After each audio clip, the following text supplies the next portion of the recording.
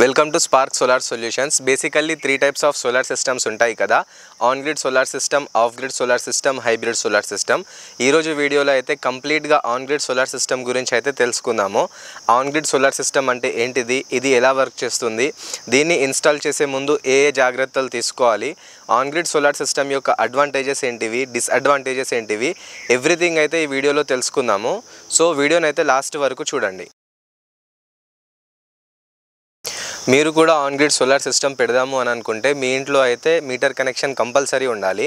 ఒకవేళ మీ ఇంట్లో కానీ మీరు ఉండే ఏరియాలో కానీ కరెంట్ సప్లై లేదు అని అంటే మనం ఆన్ గ్రిడ్ సోలార్ సిస్టమ్ అయితే పెట్టలేము. మీరుండే ఏరియాలో మార్నింగ్ 9 o'clock నుంచి ఈవినింగ్ 5 వరకు ఎండ ఉన్నట్లయితే మీరు దీని యొక్క 100% మ్యాక్సిమం బెనిఫిట్ అయితే తీసుకుంటారు. ఆన్ గ్రిడ్ సోలార్ సిస్టమ్ యొక్క మెయిన్ మోటివ్ మన ఎలక్ట్రిసిటీ బిల్ని రెడ్యూస్ చేయడం.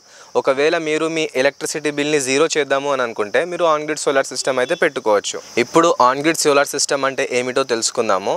మన సోలార్ ప్యానల్స్ ఎలా అయినా కానీ పవర్ గ్రిడ్తో కనెక్ట్ అయి ఉంటే దీన్ని ఆన్ గ్రిడ్ సోలార్ సిస్టమ్ అంటారు. దీన్నే ఇంకో పేరుతో గ్రిడ్ టైడ్ సోలార్ సిస్టమ్ కూడా అంటారు. ఇది ఎలా వర్క్ చేస్తుందంటే సన్లైట్ సోలార్ ప్యానల్స్పై పడడం వల్ల సోలార్ ప్యానల్స్ డీసీ పవర్ని అయితే జనరేట్ చేస్తాయి. మన అప్లయన్సెస్ ఏవైతే ఇంట్లో యూస్ చేస్తామో అవి ఏసీ పవర్పై అయితే రన్ అవుతాయి. మనం సోలార్ ఇన్వర్టర్ పెడతాము కదా, అది మన డీసీ పవర్ని అయితే ఏసీ పవర్లోకి అయితే కన్వర్ట్ చేస్తుంది. సోలార్ ఇన్వర్టర్లో నుంచి వచ్చిన ఏసీ పవర్ స్విచ్ బోర్డ్ వైపు అయితే వెళ్తుంది. అక్కడ మన ప్రొటెక్టివ్ డివైస్ పెట్టేసి ఉంటుంది, లైక్ ఎంసీసీబీ అయితే పెట్టేసి ఉంటాయి. అక్కడి నుంచి మన పవర్ డివైడ్ అయిపోతుంది. ఒకటి మన ఇంటి లోడ్ సైడ్కి వెళ్తుంది, మరొకటి నెట్ మీటర్ త్రూ గవర్నమెంట్కి సప్లై అయితే వెళ్తుంది. ఇప్పుడు మనం నెట్ మీటర్ అంటే ఏంటిది, దీన్ని ఎందుకు యూజ్ చేస్తామో తెలుసుకుందాము. ఇంట్లో ఏదైతే మనం మీటర్ పెడతామో దాని పని ఏంటిదనంటే గవర్నమెంట్ నుంచి మనం ఇంట్లో ఎంత ఎలక్ట్రిసిటీ యూజ్ చేసుకున్నామో ఆ రికార్డ్ని మెయింటైన్ చేయడం.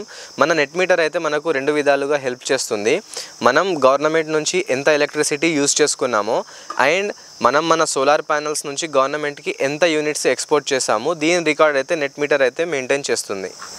పర్ సపోజ్ మీరు మీ ఇంటికి 15 kilowatt on grid solar system పెట్టుకున్నారనుకోండి, మీ ఇంటి లోడ్ 5 కిలోవాట్స్ ఉంది అనుకోండి.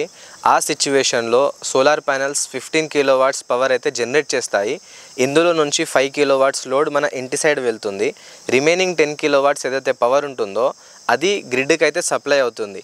ఈ కండిషన్లో అయితే మనం సోలార్ నుంచి పవర్ జనరేట్ చేసి కొంచెం యూటిలైజ్ చేసుకుంటున్నాము.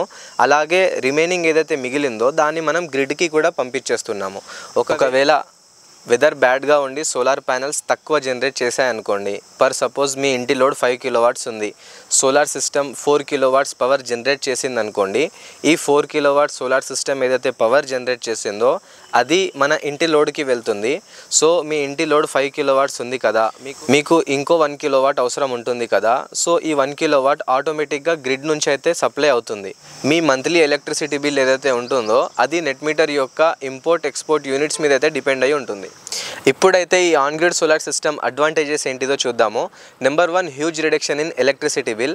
ఆన్ గ్రిడ్ సోలార్ సిస్టమ్ పెట్టడం వల్ల మనం మంత్లీ ఎలక్ట్రిసిటీ బిల్ చాలా వరకు తగ్గిపోతుంది, ఆల్మోస్ట్ 0 అయిపోతుంది.